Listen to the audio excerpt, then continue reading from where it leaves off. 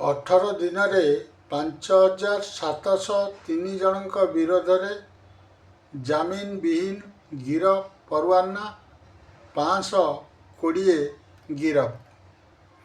ଗତ 18 ଦିନରେ ରାଜ୍ୟ ପୁଲିସ 5,703 ଜଣଙ୍କ ବିରୋଧରେ ଜାମିନ ବିହୀନ ୱାରେଣ୍ଟ ଜାରି କରାଯାଇଥିବା ବେଳେ ଫେରାର ଥିବା 520 ଅଭିଯୁକ୍ତଙ୍କୁ ଗିରଫ କରିଛି। ତା ସହିତ ବିପୁଳ ପରିମାଣର ଅସ୍ତ୍ରଶସ୍ତ୍ର ଓ ଗଞ୍ଜେଇ ଜବତ କରିଛି। ରାଜ୍ୟ ପୁଲିସ ମହାନିର୍ଦ୍ଦେଶକ ଯୋଗେଶ ବାହାଦୁର ଖୁରାନିଆ ଶୁକ୍ରବାର ଏକ ସାମ୍ବାଦିକ ସମ୍ମିଳନୀରେ ଏହି ସୂଚନା ପ୍ରଦାନ କରିଛନ୍ତି।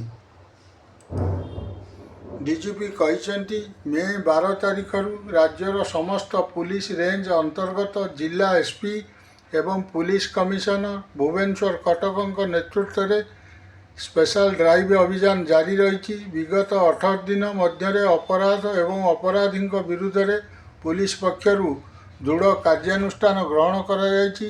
ଏହି ଅଭିଯାନରେ ମୁଖ୍ୟତଃ ଜାମିନ ବିହୀନ ୱାରେଣ୍ଟକୁ କାର୍ଯ୍ୟକାରୀ କରିବା, ଫେରାର ଅଭିଯୁକ୍ତଙ୍କୁ ଗିରଫ କରିବା, ନିଶାଦ୍ରବ୍ୟ ଗଞ୍ଜେଇ ଓ ବ୍ରାଉନ ସୁଗାର ଚୋରା ଚାଲାଣକୁ ରୋକିବା, ବେଆଇନ ଅସ୍ତ୍ରଶସ୍ତ୍ର ଏବଂ ବେଆଇନ ଖଣିଜ ଚୋରା ଚାଲାଣରେ ସମ୍ପୃକ୍ତ ଯାନବାହନ ଜବତ କରିବା ସହ ମଦ୍ୟପାନ କରି ଗାଡ଼ି ଚାଳନା ଉପରେ କଠୋର ଚଢ଼ାଉ କରିବାକୁ ନିର୍ଦ୍ଦେଶ ଦିଆଯାଇଥିଲା। ଏହି ସ୍ପେଶାଲ ଅପରେସନରେ ସମସ୍ତ ରେଞ୍ଜ ପୋଲିସ ଅଧିକାରୀ କର୍ମଚାରୀ ସାମିଲ ହୋଇ ଅପରାଧ ଏବଂ ଅପରାଧୀଙ୍କୁ ରୋକିବାରେ ଉଲ୍ଲେଖନୀୟ ସଫଳତା ହାସଲ କରିଛନ୍ତି।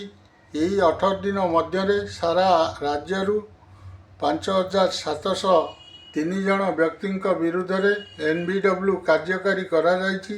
ଫେରାର ଥିବା 520 ଅଭିଯୁକ୍ତଙ୍କୁ ଧରି କୋର୍ଟ ଚାଲାଣ କରାଯାଇଥିବା ବେଳେ 957 ଜଣ ଅଭ୍ୟାସଗତ ଅପରାଧୀଙ୍କୁ 129 ଭାରତୀୟ ନାଗରିକ ସୁରକ୍ଷା ସଂହିତା ଅନୁଯାୟୀ କାର୍ଯ୍ୟାନୁଷ୍ଠାନ ଗ୍ରହଣ କରାଯାଇଛି। ଏହାସହ 126 ଭାରତୀୟ ନାଗରିକ ସୁରକ୍ଷା ସଂହିତା ଅନୁଯାୟୀ 2620 ଜଣଙ୍କ ବିରୁଦ୍ଧରେ ପଦକ୍ଷେପ ଗ୍ରହଣ କରାଯାଇଛି।